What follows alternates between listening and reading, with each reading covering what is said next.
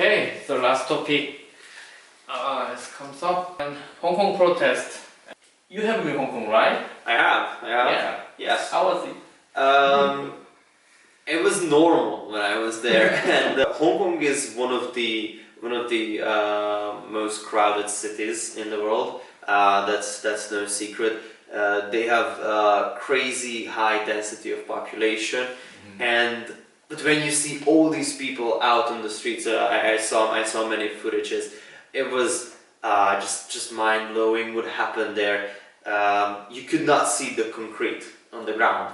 It was just you look down the avenue that way and the other way, and it was full of people. And it wasn't a riot. It wasn't anything aggressive, but it was very quiet and very peaceful. It was a very passive protest, you can call it that.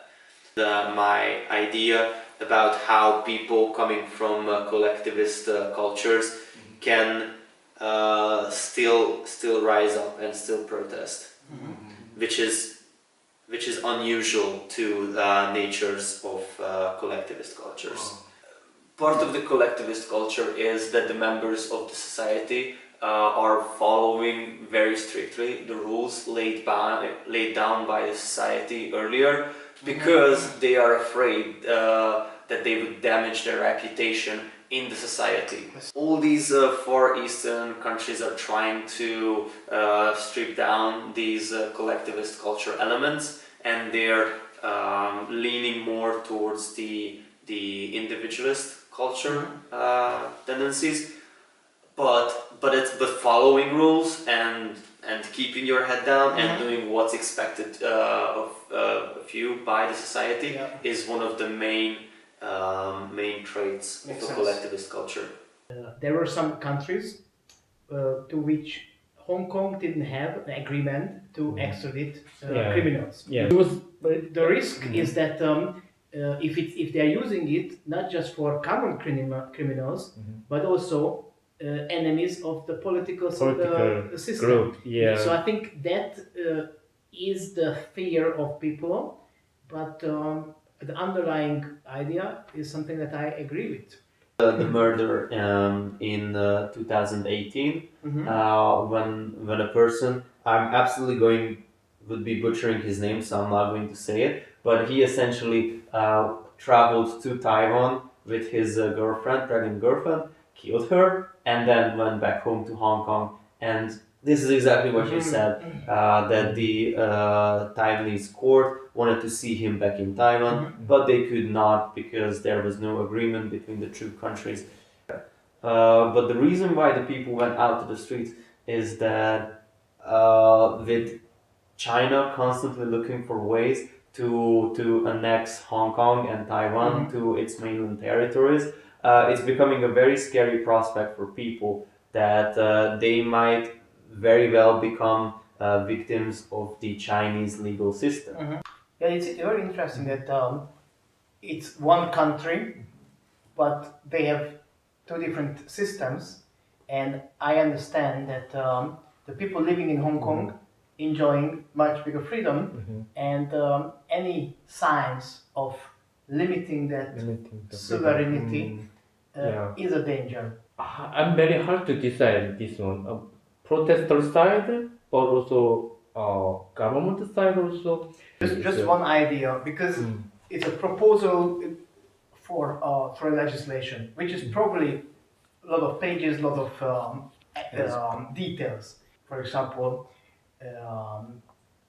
specify to certain type of crimes or exclude certain types of crimes. So to specify it in a way that it doesn't hurt the civil liberty of people.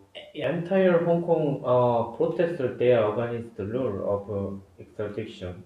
So I think they have an idea to create a limited some extradition law. They had 5 demands. One of them was that Carrie Lam, the president, is officially and completely revoking this extradition agreement. And Carrie Lam revoked it partially. On the 4th of September, she made a public promise that she is going to revoke it completely. And that was the turning point when the protests have finally ended. Yeah, right. I think that another interesting side question is the protests turn violent and they may vandalize, Exactly. vandalization. I think Robert could talk a lot about it, how the loss of individual concept in a crowd event, how you are merging with the crowd, losing your own personality, You lose losing your conscience. Yes. You lose judgment.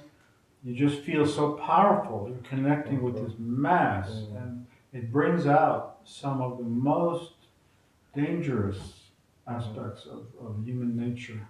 I think again it depends on which media outlet you are following, because I think apart or in addition to those peaceful walkings, there are also more radical things where In every protest, there are the more radical ones, the ones that turn to vandalism and even crime during the protests. But going back to the security guards and, for example, what do they call them? The riot police? The ones responsible for handling the riots.